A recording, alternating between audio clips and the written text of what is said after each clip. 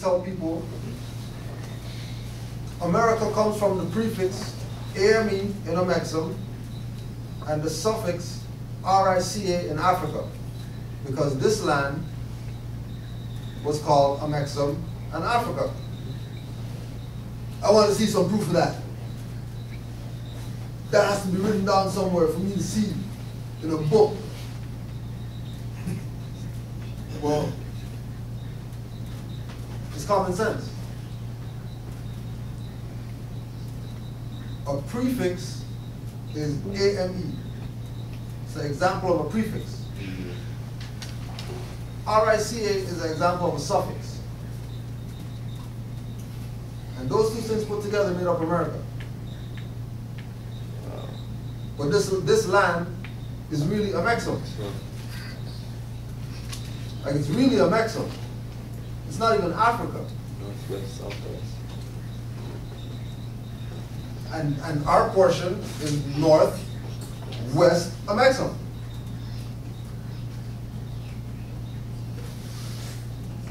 And if we take Atlantis out, and then they say Moors come from North Africa. And then if we take Africa and put it in that part right there, you'll see that North Africa and Europe and all the places where the Moors are, if you put Africa on top of that, it's all in the same place.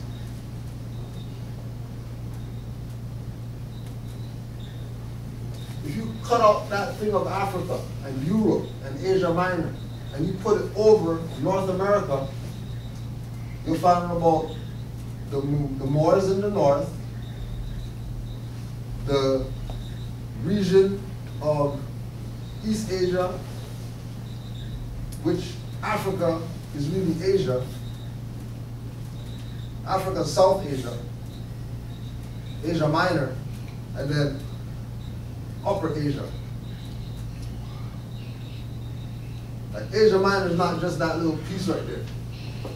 Asia Minor is everything south of Asia. That's why Chinese can go to South Africa and claim land there. Because it's their land. They're the indigenous people of that side. Now, because everybody else sold out and wanted to be a corporate government. Notice China still calls themselves a republic. China still calls itself a republic. Their problem is that the heads are ruling it, but it's supposed to be the people ruling it. China's a republic. You say that blatantly, and they get anything that they want, based on the people's sovereignty. Usurping the people to get power. The same thing that they're doing here. The exact same thing. Pretending to be the indigenous people, but say that they're somebody else with the power of the indigenous people. So Africa and America are synonymous. And Amexem, and Asia. And A's are pyramids. And there's pyramids on every landmass. And they'll tell you that we built them. So we're the founders of civilization. And the founders of civilization have to know this stuff. Or you're obviously colored. You have no idea of this, you're colored. And there's a maxim in law, ignorance of law is no excuse. So you can't use that as an excuse either. Because above the pyramid, it said, know thyself. So since the ancient Egyptian Kemetic times, we're supposed to know all this stuff. We're too busy trying to follow the yellow brick road. Until now. So the Moorish Divine and National Movement was founded by Noble Drew Ali in 1913. And it was destined to progressively activate and change the whole frame of mind, status, and political condition of the defeated Moorish nation in Northwest Africa, or America.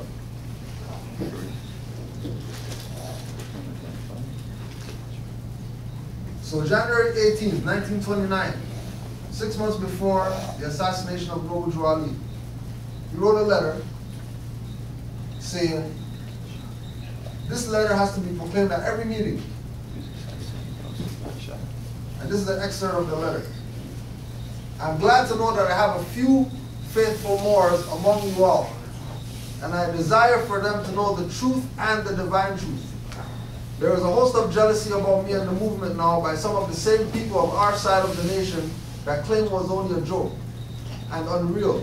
But now since they found out from the government officials and the nations of the earth that this is the only sole foundation that all Asiatics must depend on for their earthly salvation as American citizens, they are working every scheme that they can to disqualify me so they themselves can take charge of the situation. So 6 months before Noble Drew Ali died, he knew that there was only a few faithful Moors left, and all the Moors sold out, basically. That's why we never received it. Exactly. Yeah. That's why you don't know about Noble Drew Ali. And that's why we have ADD. Yeah. You know, right, they would have all our privilege and everything, but it wasn't out Exactly. there. It wasn't out there. It wasn't out there. Have my parents convinced I have homes. When I'm trying to be natural. Trying to be free. And others took what he taught them and then they made it into their own thing. Yeah, So, right? but that didn't happen until they assassinated him. Yeah, exactly. Because if they did it before, Yeah. that would be like a slap in the face Yeah, of God, Yeah. like looking at it, which they couldn't afford, Yeah. right?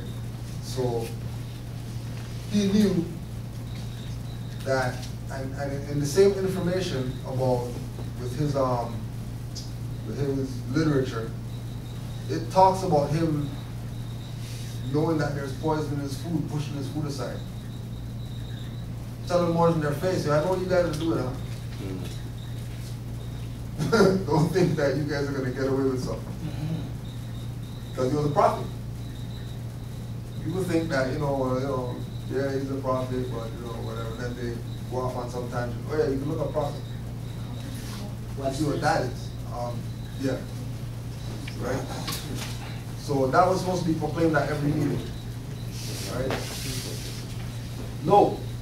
Noble Drew Ali was abused and beaten, then eventually released into the hands of awaiting disingenuous traitor Moors and other subversives who had formerly infiltrated the Moorish science temples of America and who were secretly working to undermine the Moorish Divine and National Movement at the behest of President J. Edgar Hoover through channels of the FBI and CIA. Take note that a death certificate was issued upon the instance of Noble Drew Ali's veiling his form and was dated July 20th, 1929. Noble Drew Ali was assassinated for his fame and nobility by the same traitor Moors' hands he was released to. So, just like all the other great leaders, they killed them, right? Get them out of the way because they know that the people are followers. From these times and even before these times, they knew that the people are followers. And like somebody said, who the cap fit don't wear it. Yeah. Unfortunately. Prophet? Prophet. 1. It's a noun. One who utters divinely inspired revelations. Specifically often, the writer of one of the prophetic books of the Old Testament. 2. One gifted with more than ordinary spiritual and moral insight, ESP, an inspired poet. 3. One who foretells future events, PRE, predictor. 4. An effective or leading spokesman for a cause, doctrine, or group. 5. Christian Science, a spiritual seer. Disappearance of material sense before the conscious facts of spiritual truth. That's all. So that's the definition of a prophet. And Noble Drew Ali is a prophet. So all those things that he just said there applies to Noble Drew Ali directly. Cujo, could you please go back one slide and explain why those symbols were on Noble Drew Ali's grave? The symbol of the star and crescent and the circle 7. The star and crescent Salvation. is to, it's, the national side of it is that it represents Islam.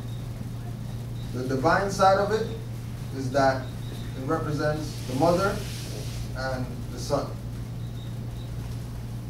The son as in like the child. The child, yeah. Who's more likely a daughter, but they just make it a star because to create the balance, right? The middle thing is the handshake, right? The clasped hands, and the clasped hands is, agreement, contract, Yeah. right? So this is an agreement when you come into this with this information. It's not just something you're actually making a covenant when you come to this side of understanding things, right? The circle 7, from a national perspective, it's the dollar bill seal, pyramid seal, upside down. And the shadow makes a 7 in a circle, right? And the divine side of it is that the 7 is your 7 chakras, and the circle is the halo that you get once you get to the, right? And then the circle is the top of this, and with a 7 in it.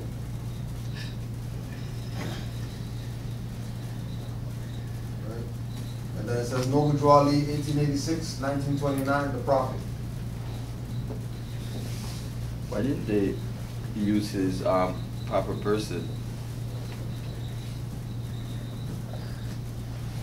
When Noble Drew, in the writings, he said that you're not supposed to throw away your old name, right?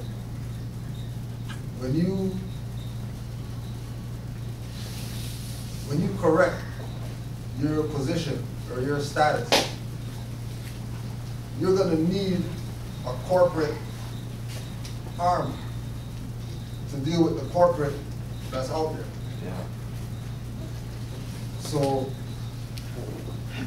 well, like when we get into like the documents, stuff like that, signing documents and stuff like that, these things will come in to play. You know what I mean? But really, Noble Drew Ali is the corporate arm. Because your free national name is free. Like nobody can touch it. So why even put it out there for people to touch? Yeah. You know what I mean? Right? In his case, Timothy Drew was his born name.